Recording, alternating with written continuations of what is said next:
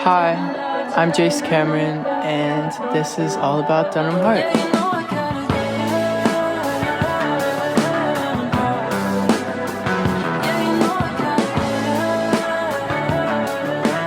Hand Me Over to the Sun, we wrote after surfing in Malibu for a day, and Max and I went back to the beach house, and he started playing guitar, and I started coming up with lyrics and coming up with melodies.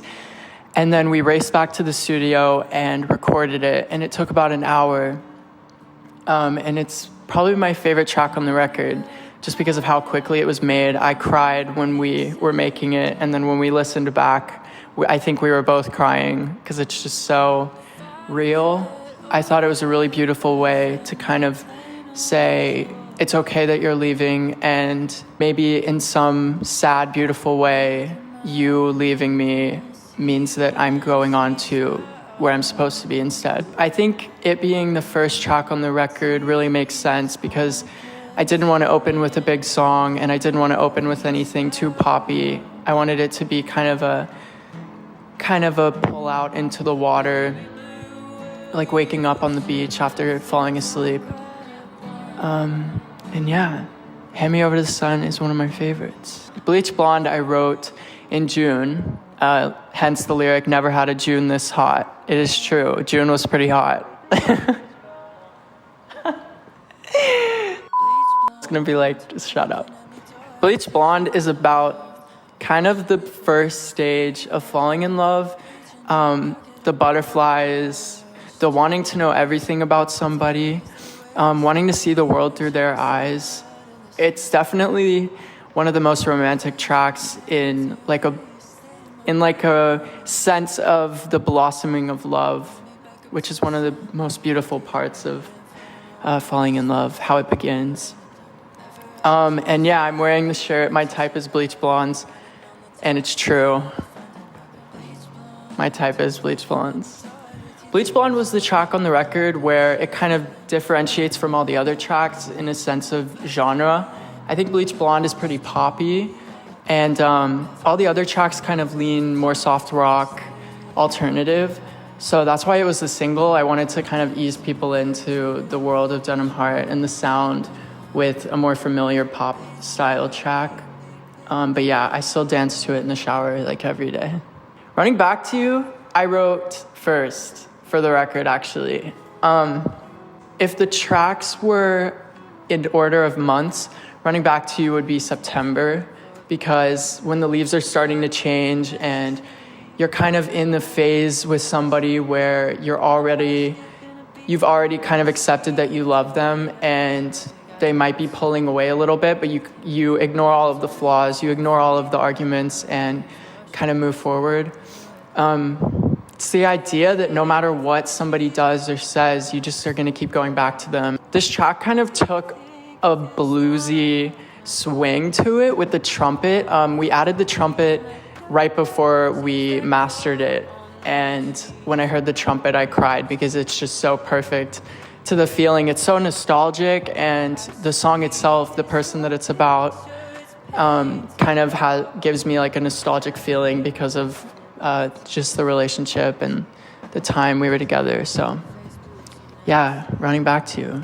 Skipping Rocks, I wrote on my bed probably half a year ago, and I put it on SoundCloud as a demo, but I wanted it on the record because after we produced it even further and added the ending psychedelic guitars, it kind of took on this like lullaby aspect, and it's a really nice interlude into Whitecaps and Denim Heart.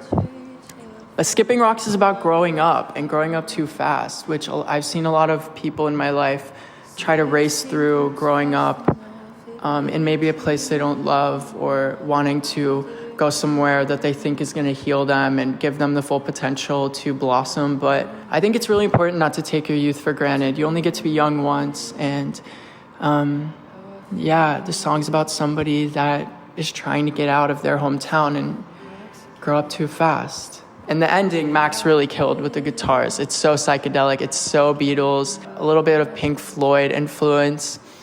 And yeah, it's beautiful. I read Call Me By Your Name over the summer, and I was like, okay, I have to write a song about this because shout out to Claro. Claro says a Call Me By Your Name reference in her song Bags. And I was like, why don't we have a whole song about this book? So Whitecaps is fully about Elio and Oliver. I think their romance is probably the epitome of summer love. There's a lot of little references. Peaches picked from the backyard where we grew up, taps under tables.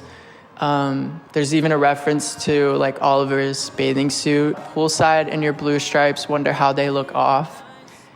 So I was reading the book and I was writing down little things I want to include. But yeah, Whitecaps is super rocky. It's super swingy, and everyone I showed the record to before it came out, they said Whitecaps was their favorite. It's my dad's favorite. It's my roommate's favorite. And somehow it's kind of getting to be one of my favorites. So I don't know. If you love Call Me By Your Name, listen to Whitecaps and pick up on the little references. The title track. You know, when I wrote Denim Heart, all I had in mind was the title. I came up with all the titles for the record first, and then I kind of wrote around those and came up with melodies.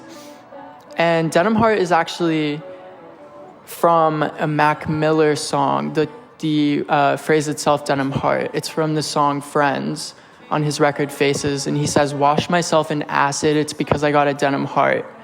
And I heard that and I was like, oh, that's dope. The trumpets at the end of Denim Heart weren't added until right before we finished producing it as well.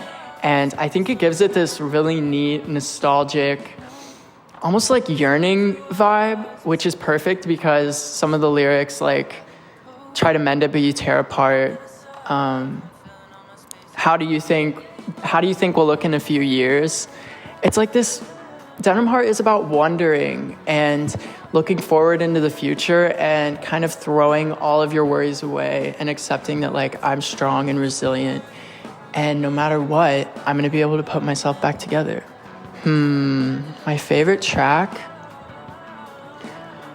When we finished the record, it was Hand Me Over to the Sun, and I think it still is, but I really love Denim Heart. I came up with it in the shower probably half a year ago again, and I came up with like the chorus, and I was like, oh shit, that's really good. I need to use that for something. And then I wrote around that melody, and then we got crazy electric guitars on it. We got an amazing drummer, Essen Durrani, on it.